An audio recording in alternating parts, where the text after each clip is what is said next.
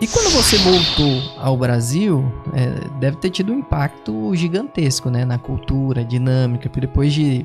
Quanto tempo você passou lá? 12 anos. Depois de 12 anos, acho que 2 anos você já está acostumado à dinâmica. Depois de 12 anos, você já vive como uma americana, come as mesmas comidas, tem os mesmos hábitos, os mesmos costumes, vão nos mesmos lugares, então... Como que é essa dinâmica de depois reacostumar a viver como você já vivia antes, né? Como foi esse processo? Léo, foi bem difícil. Eu acho que em outras vidas eu já tinha vivido nos Estados Unidos e eu gosto de coisa organizada, eu te disse. Eu sou bastante organizada, sou bastante disciplinada. Então foi uma experiência boa. E quando eu comecei a trabalhar no banco aqui no Brasil, na primeira semana as pessoas, na hora do almoço, não tinha ninguém no escritório. Eu falei, mas está todo mundo, né? Vai ver que tem o que a gente chamava na Merrill de Lunch and Learning, né? Vai ter uma palestra na hora do almoço, então você já almoça e já ouve a palestra. Fui em todas as salas para ver o que eu estava perdendo. Não estava perdendo nada. As pessoas no Brasil tiram 1h30, 2 horas de almoço, seja lá por que for, né? E eu fiquei muito chocada com isso, que as pessoas não comiam na mesa, que não era, né? Então demorou um bom tempo. Também o jeito que as pessoas vão trabalhar, a forma como se arrumam, então era muito diferente, né? Tudo muito diferente. Então foi assim, uma adaptação. E fora que eu ia trabalhar em Nova York, eu tomava o ônibus, chegava lá em 10 minutos e voltava a pé. Aqui, eu não tinha carro, né? Então eu ia sem carro, eu fui de táxi uma vez, eu era na Marginal, eu levei 2 horas para voltar para casa e angustiadíssima, porque tinha aquela coisa de arrastão. Aí eu falava, meu Deus do céu, aí eu descobri o trem, né?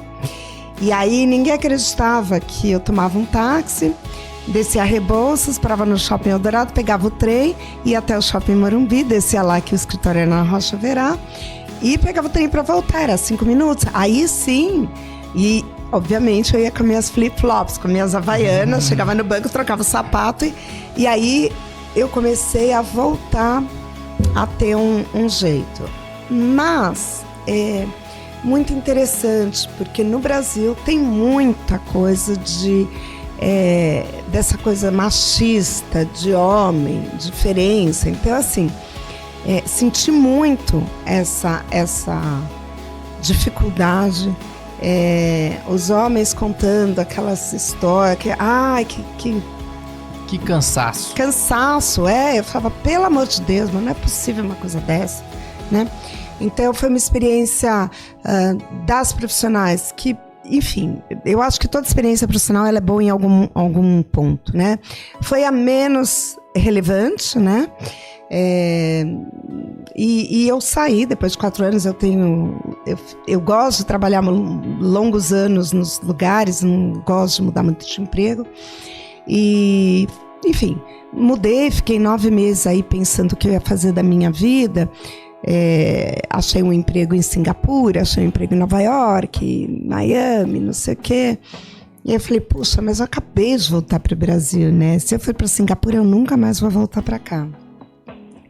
Então, naquela época, eu achei que era melhor ficar aqui. Eu acabei ficando, montei a minha consultoria e tive a oportunidade, Léo, de fazer uma coisa que eu também gosto muito, que é voluntariado. Bacana. Né? Então, eu fui trabalhar numa organização chamada Naamat, São Paulo. É uma organização que está no Brasil desde 1948. Ela é originalmente de Israel. Em Israel tem desde 1921. Uhum. E em 1921 fizeram as regras, né, do como é que a organização ia funcionar. E aí você compara com a ONU Mulher de 2010 e são as mesmas regras que em 2010 a ONU escreveu, que a Naamat escreveu em 1921. Que legal. Então, mulheres têm que ter o mesmo direito que os homens, os mesmos salários, as mesmas obrigações, enfim. Que são regras básicas que a própria Constituição do país, ali, países democráticos, sofisticados, tem, né? Isso. Então, eu trabalho, o objetivo, né, da Namata é trabalhar com mulheres e crianças. Então, eu montei um grupo e tem 10 anos que eu estou lá já. Eu fui 5 anos vice-presidente da organização, fui 3 anos presidente e hoje eu trabalho como assessora da presidente. Então, foi muito